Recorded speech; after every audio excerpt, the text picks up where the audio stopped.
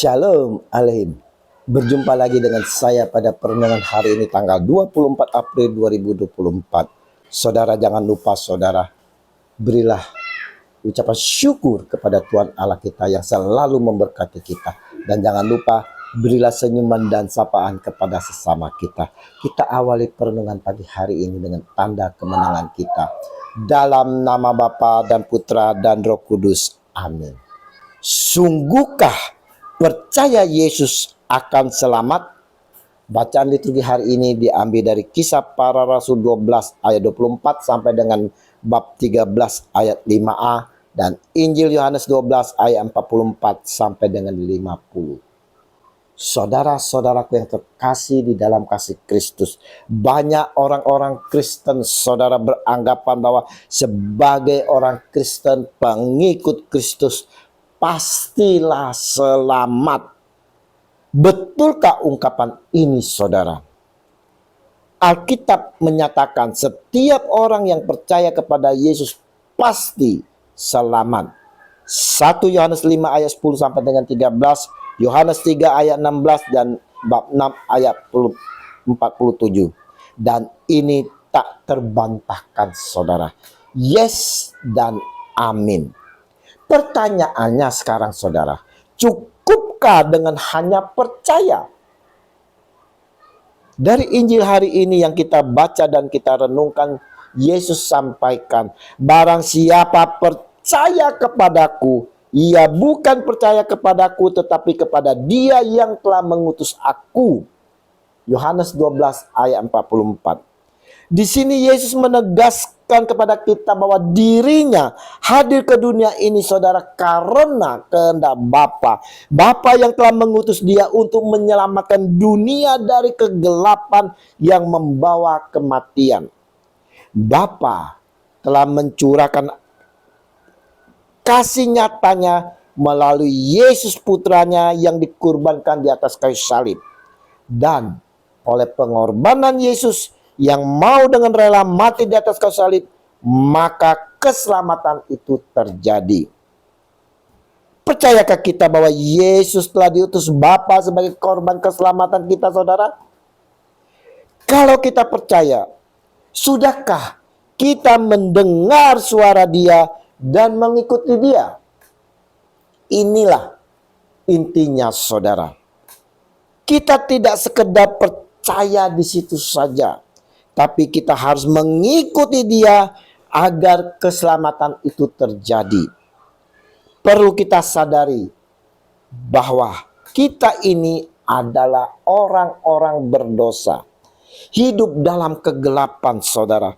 Selayaknya lah kita mendapat penghakiman, hukuman dari Bapa. Oleh karena begitu besar kasih Allah akan dunia ini, sehingga Ia telah mengaruniakan anaknya yang tunggal, supaya setiap orang yang percaya kepadanya tidak binasa, melainkan beroleh hidup yang kekal. Yohanes 3 ayat 16. Untuk itulah saudara yang terkasih, tujuan kedatangan Yesus Tuhan ke dunia ini bukan untuk menghakimi, tetapi sebagai terang agar kita dapat terlepas dari kegelapan. Aku telah datang ke dalam dunia ini sebagai terang, supaya setiap orang yang percaya kepadaku jangan tinggal di dalam kegelapan. Yohanes 12 ayat 46. Nah, saudaraku yang terkasih, kalau kita percaya akan Dia Yesus yang adalah Tuhan kita saudara, yang juga adalah terang, sudahkah kita mengikuti terangnya itu? Kalau kita mengikuti terangnya saudara, berarti kita mengikuti Dia, meninggalkan kegelapan, tidak berbuat dosa lagi. Kalau kita percaya akan Dia, tapi kita masih hidup dalam kegelapan, tidak mengikuti terangnya, tidak ada pertobatan dalam hidup kita, bagaimana saudara kita akan selamat? Dengan tegas sekali Yesus sampaikan, dan jikalau seorang mendengar perkataanku tetapi tidak melakukannya, aku tidak menjadi hakimnya, sebab aku datang bukan untuk menghakimi dunia, melainkan untuk menyelamatkannya. Barang siapa menolak aku dan tidak menerima perkataanku, ia sudah ada hakimnya, yaitu firman yang telah kukatakan. Itulah yang akan menjadi hakimnya pada akhir zaman. Yohanes 12 ayat 47 sampai dengan 48.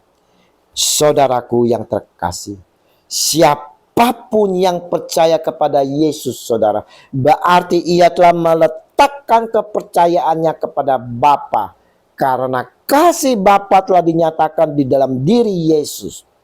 Dan jika kita percaya akan Dia, saudara, Yesus yang diutus Bapa, maka kita pun akan selalu mendengar dan mengikuti jalannya yang terang itu.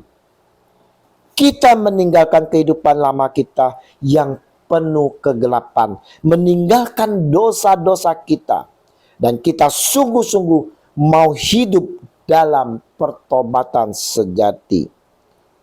Bagaimana kita bisa sungguh-sungguh hidup dalam pertobatan sejati? Datang kepada Yesus yang telah diutus Bapa, saudara. Ikuti terangnya.